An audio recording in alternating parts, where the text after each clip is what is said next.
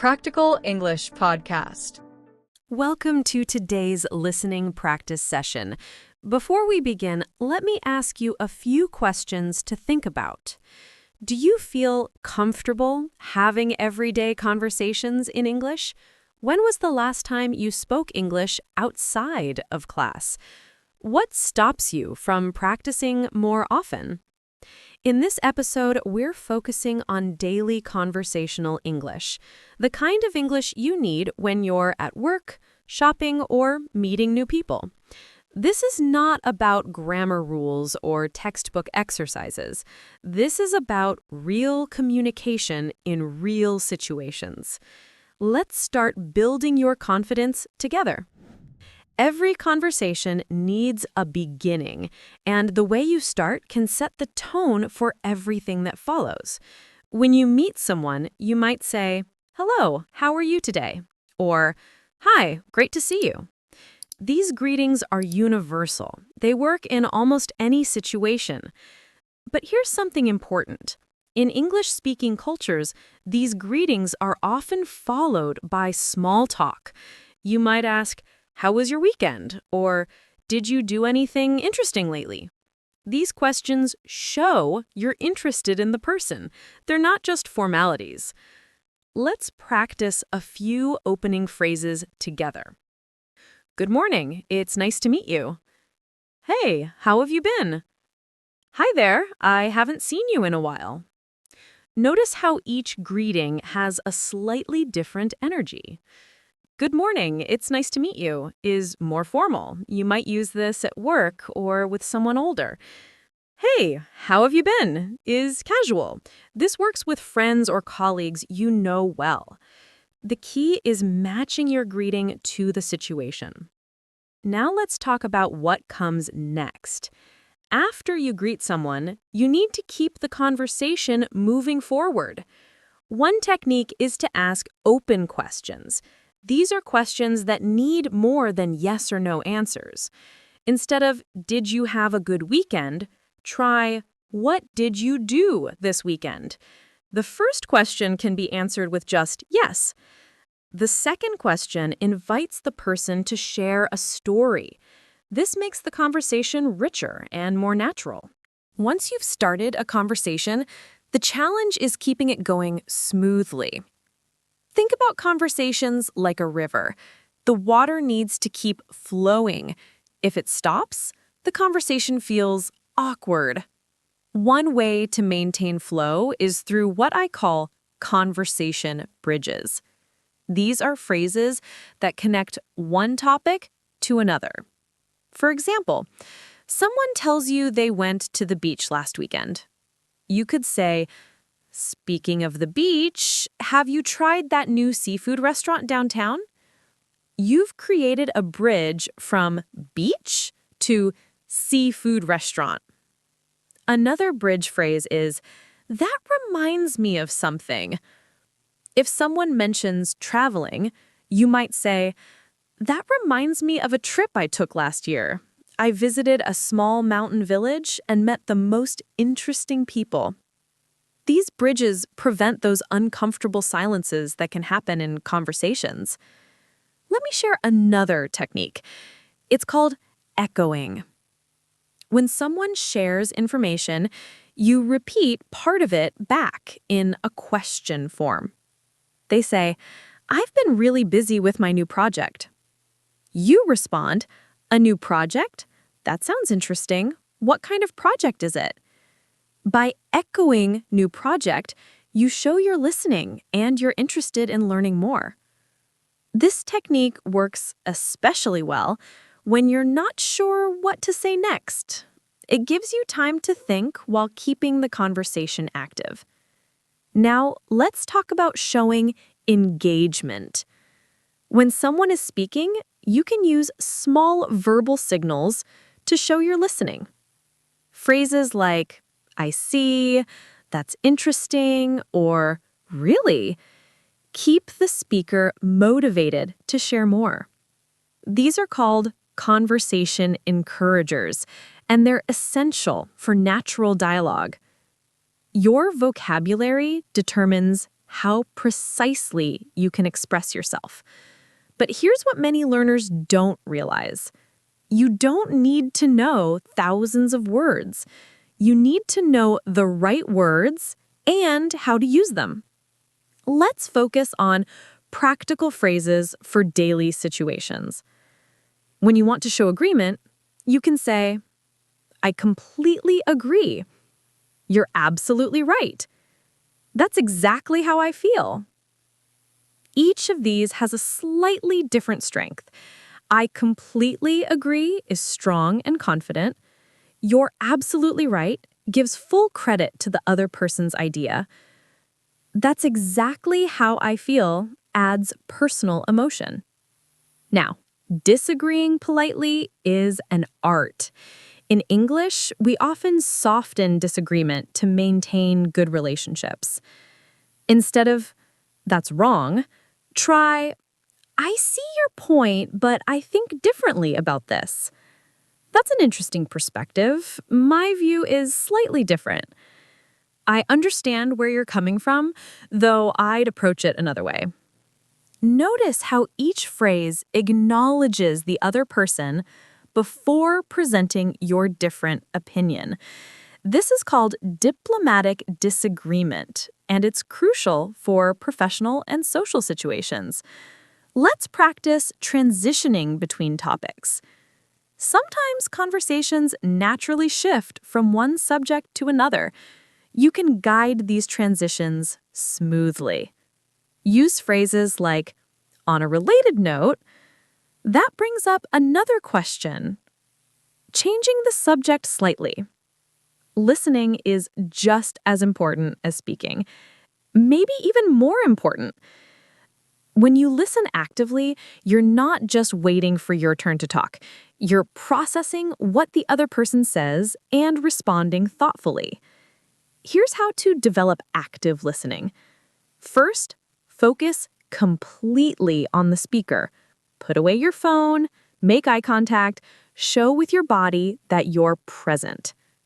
Second, don't interrupt. Let them finish their thought completely before you respond.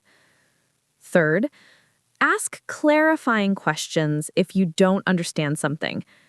You might say, "Could you explain what you mean by that? I want to make sure I understand. Are you saying? Can you give me an example?" These questions show respect and genuine interest. Let me share a listening technique that's particularly helpful. When someone finishes speaking, pause for 1 or 2 seconds before responding. This pause serves two purposes. It shows you're thinking about what they said, and it prevents you from accidentally interrupting if they're just taking a breath. Another aspect of listening is recognizing emotional tone. Sometimes the words people use don't match their emotional state. Someone might say, "I'm fine," but their voice sounds sad. A good listener notices this and might gently ask, "Are you sure? You seem a bit down." This level of attention strengthens connections and shows genuine care. These phrases signal to the listener that you're moving to a new idea while maintaining connection to what was said before. Words are only part of communication. Your body language, facial expressions, and tone of voice carry meaning too. In fact, research suggests that more than half of communication is nonverbal. Let's explore this. Eye contact is powerful. In most English-speaking cultures, looking someone in the eye shows confidence and honesty. But there's a balance. Too much eye contact can feel aggressive. Too little can seem dishonest or disinterested. The right amount? Look at someone's eyes while they're speaking. When you're thinking or speaking yourself, it's natural to look away briefly, then return to eye contact. Your posture matters too. Standing or sitting up straight shows confidence. Leaning slightly towards someone shows interest. Crossing your arms can seem defensive or closed off. Keeping your arms relaxed and open appears more friendly. Smiling is universal, but use it genuinely. A forced smile is obvious and can make people uncomfortable. A real smile reaches your eyes and feels natural.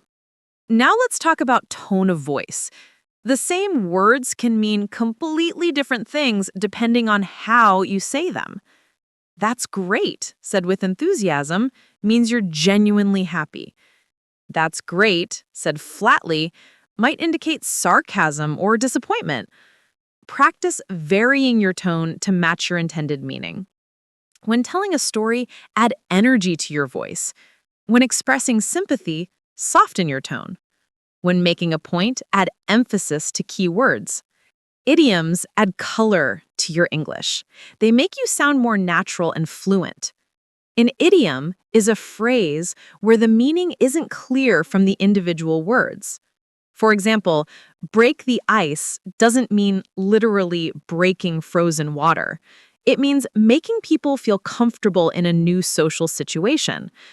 You might use it like this. The host told a funny joke to break the ice at the party. Another common idiom is get the ball rolling, which means to start something. Let's get the ball rolling on this project. Who wants to share ideas first? Here's an important point about idioms. Don't overuse them. Sprinkling in one or two during a conversation sounds natural. Using too many sounds forced. Let me share some useful idioms for work situations. Touch base means to have a quick conversation or check-in. On the same page means everyone understands and agrees. Think outside the box means to think creatively. For social situations, try these. Catch up means to talk with someone you haven't seen recently. Hang out means to spend casual time together. Hit it off means to become friends quickly with someone new.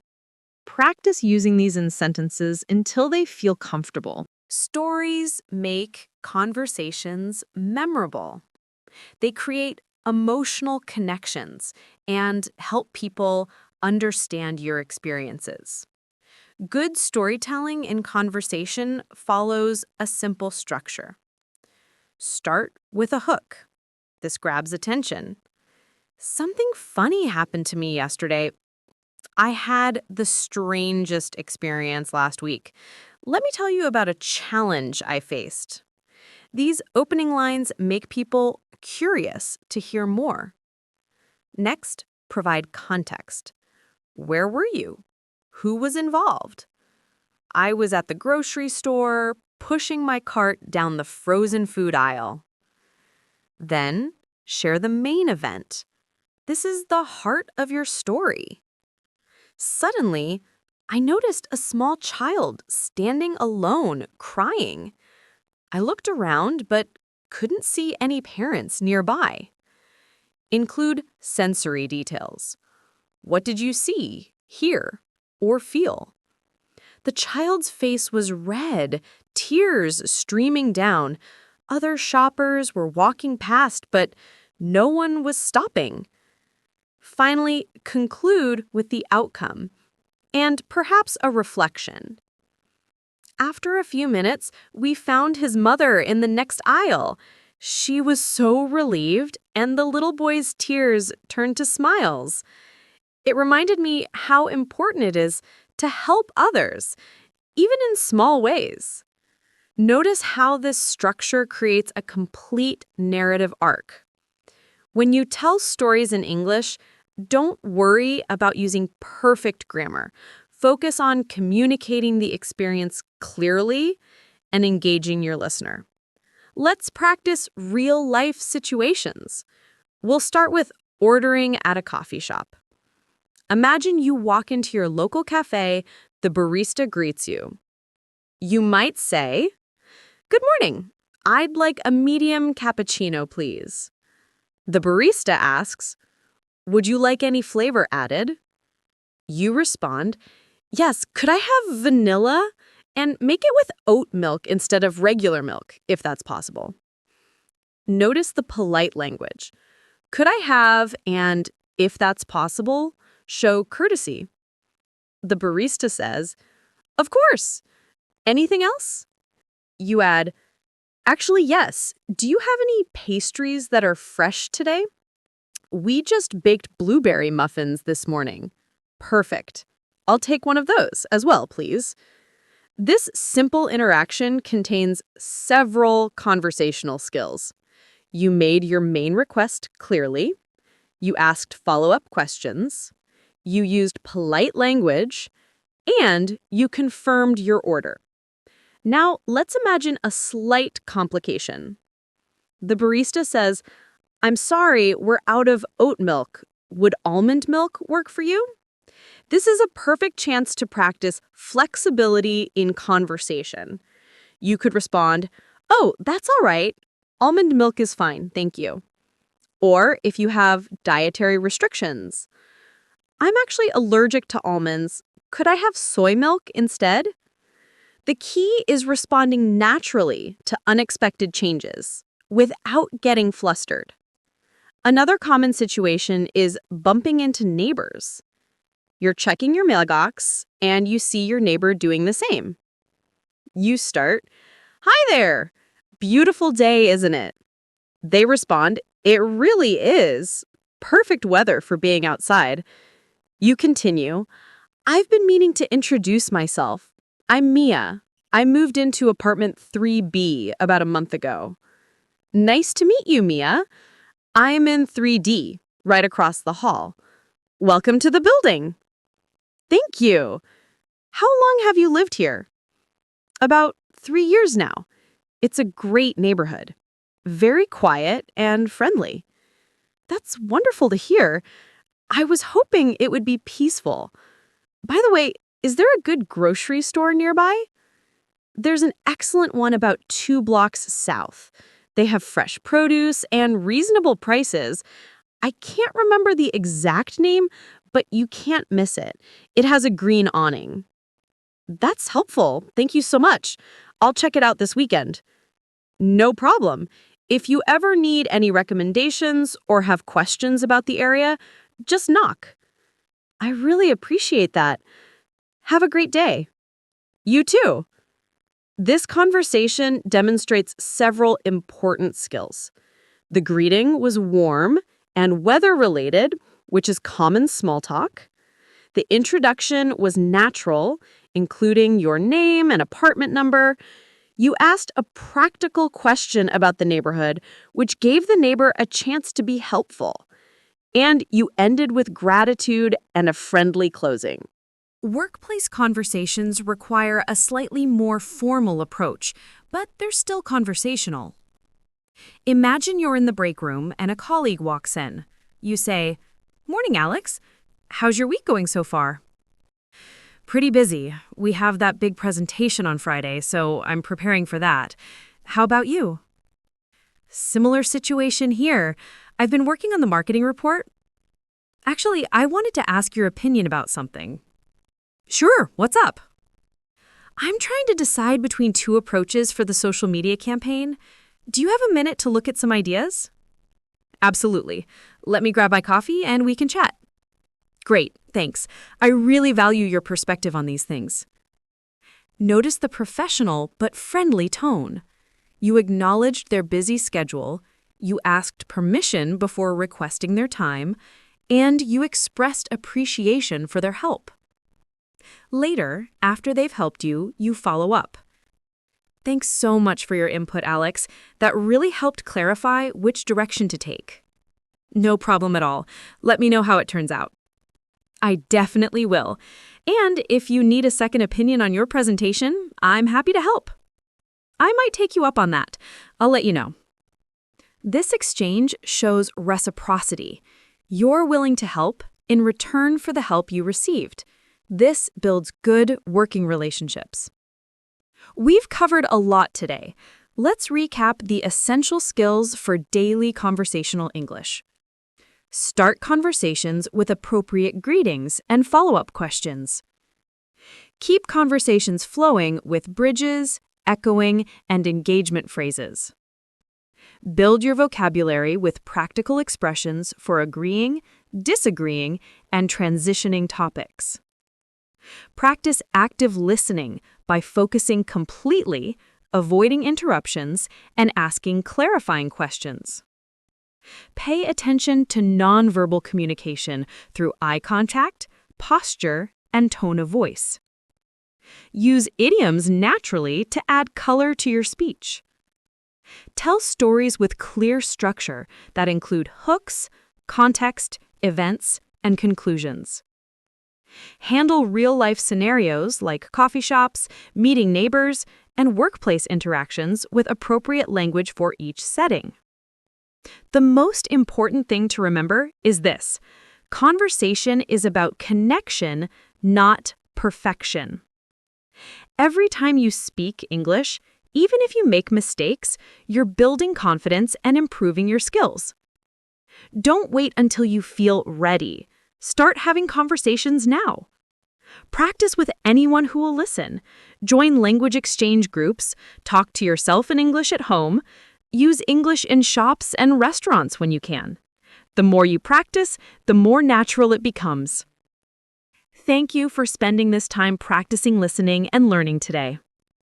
Remember, fluency comes from consistent practice, not perfect grammar. Keep listening, keep practicing, keep improving. See you in the next session.